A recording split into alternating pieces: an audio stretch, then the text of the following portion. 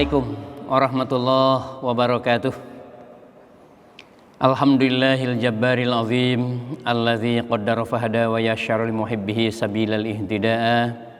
Allahumma salli wa sallim wa barik ala Rasulillah Muhammadin sallallahu alaihi wasallam wa ala alihi wa ashabi ajmain, amma ba'd.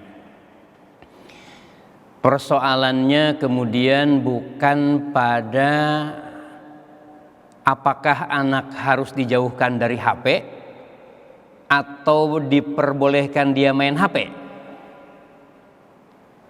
Jadi persoalannya bukan pada boleh dan tidak bolehnya. Hari ini zaman sekarang, Masya Allah, memisahkan manusia termasuk anak-anak dari HP tentu bukan solusi yang terbaik. Bukan solusi yang terbaik. Ini anak zaman, anak yang memang menghendaki suasananya berkenaan dengan lingkungan yang menyertainya. Dan HP sudah menjadi bagian dari lingkungan yang boleh dikatakan hadir di semua tempat.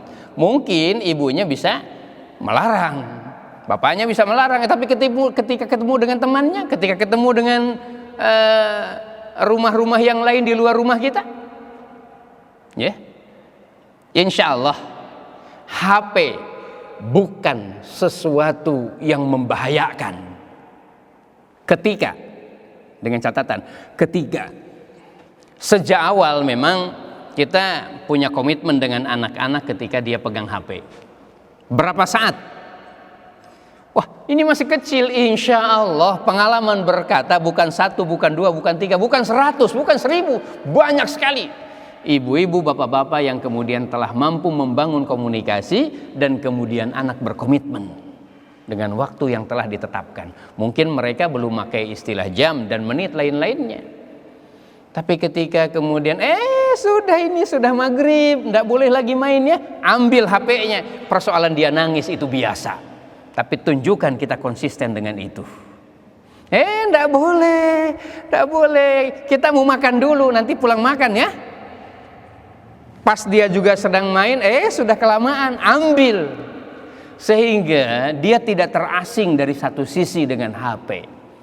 Tapi kemudian dia juga paham bahwa HP harus dikendalikan oleh ibu dan bapak. Kalaupun kalimat harus diterimanya dalam bentuk paksaan di awalnya, tapi pada akhirnya itu akan menjadi sesuatu yang melembaga pada dirinya.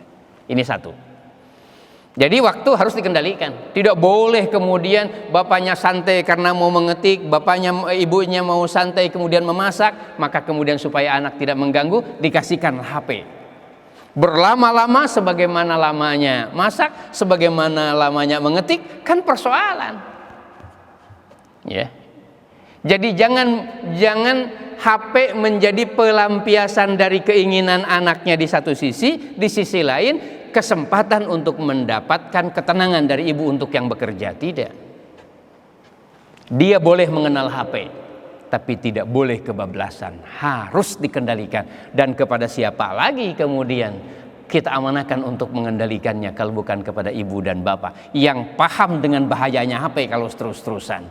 Yang bahaya kalau kemudian mereka akan teracuni, bahkan akan kemudian menggenggam kekuatannya menjadi kecanduan dengan game atau tontonan-tontonan tertentu.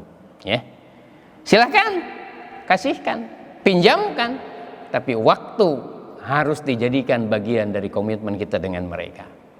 Insya Allah ini tidak diada-adakan, banyak yang berhasil dan anaknya tetap bisa dikendalikan. 2, ibu bapak harus paham mainan mana yang berbahaya dan mainan mana yang kemudian melahirkan kecerdasan. Kecerdasan kinestetiknya kah? Kecerdasan audionya kah? Atau kecerdasan visualnya kah? Kecerdasan naturalnya kah? Silahkan dibangun. Tanya ahlinya. Mainan mana yang kemudian itu melahirkan kecerdasan dan keterampilan berpikir, dan mainan mana yang kemudian membuat dia terlena dan kemudian malah dia kebablasan untuk mengejar level-level tertentu sehingga dia menjadi kecanduan karenanya. Pahami, tanya kepada ahlinya, tanya kepada ahli psikologi anak, mainan mana yang kemudian diperbolehkan dan mainan mana yang kemudian harus dijauhkan. Seperti itu tontonan. Awalnya hanya hiburan, lama-kelamaan tontonan boleh jadi betul-betul menjadi tuntunan. Bagaimana gerak mereka, bagaimana kelincahan mereka, berujung malah kemudian uji cobanya kepada temannya. Memukulkah, menendangkah? Karena dia kemudian memakai konten-konten permainan yang berkenaan dengan perkelahian tertentu. Menjadi superhero dia dalam permainan itu. Kemudian energi rekaman dalam pikiran perasaannya kemudian diaktualisasikan dalam tindakan-tindakan yang kemudian tidak menduga kalau kemudian menjadi tindakan nyata. Dicekik adiknya, ditendang kemudian temannya. Boleh jadi itu hanya merupakan refleksi dari energi positif yang meminta aktualisasi dirinya. Jangan sampai ada permainan-permainan yang keras seperti itu kemudian dia meminta simulasi alamiah, reflektif menjadi tuntunan bagi dirinya. Ini contoh sederhana dan banyak sekali sekarang. Di mana-mana bahkan diperjualbelikan untuk itu. Jadi, ya syukur kalau bisa menjauhkan sama sekali dari permainan, tapi kemudian mengenalnya pada saat ada tontonan-tontonan yang bagus. Nah, yang ketiga, memang harus bekerja ibu dan bapak mendiskusikan ketika jalan. Oh, ini bagus bu.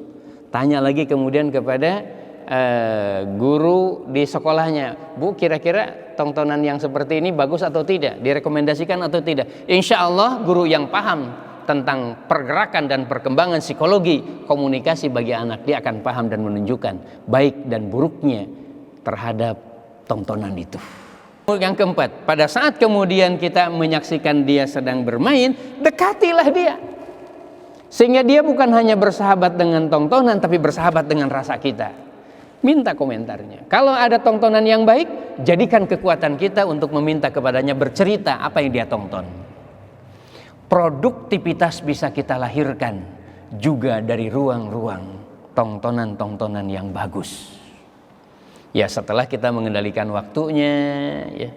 Ini saya sampaikan ini setelah melihat dan kemudian kita juga mencoba menyampaikan dan mereka mengatakan ternyata anak bisa dibawa dalam komitmen-komitmen sebagaimana kita berkomitmen kepada mereka. Ya memang tidak bisa kemudian dengan standar SOP yang kaku, tidak bisa. Tapi kemudian dengan ruang-ruang komunikasi yang istiqomah, dengan baik, dengan bersahabat. Karena yang paling penting sesungguhnya dalam persoalan menyangkut HP itu, agar dia tidak bersahabat dengan HP, agar dia kemudian tidak kecanduan HP, agar tidak menjadikan HP segalanya bagi sebuah permainan, sehingga menghilangkan kegiatan-kegiatan yang lainnya. Yang paling penting, sering saya ingatkan, persahabatan ibu, bapak terhadap anak tidak boleh ditawar. Kedekatan kita pada saat makan, kedekatan kita pada saat jalan, dituntun tangannya ketika kita kemudian sedang berada di ruang-ruang yang terbuka, dibawa serta dalam ruang-ruang komunikasi spirit, dibawa ke orang-orang yang soleh, dibawa ke masjid. Nah, ruang-ruang persahabatan inilah sesungguhnya yang jauh lebih berpengaruh dibandingkan dengan sekedar pengaruh dari tontonan yang ada dalam HP atau tontonan lainnya. Insya Allah selamat bersahabat, selamat mendekat, dan jangan ditawar. Karena ini kata kunci dari seorang ibu bapak yang menjadikan rumah tangganya adalah surga dunia dan semoga menjadi surga akhirat pada akhirnya. Semua arahan, semua keinginan, semua larangannya tidak menjadi penjara baginya, tapi menjadi himpunan-himpunan kemuliaan dan ketauladanan yang didapatinya sebagai hikmah yang besar bagi keluarga yang cerdas dalam keimanannya. Assalamualaikum warahmatullahi wabarakatuh.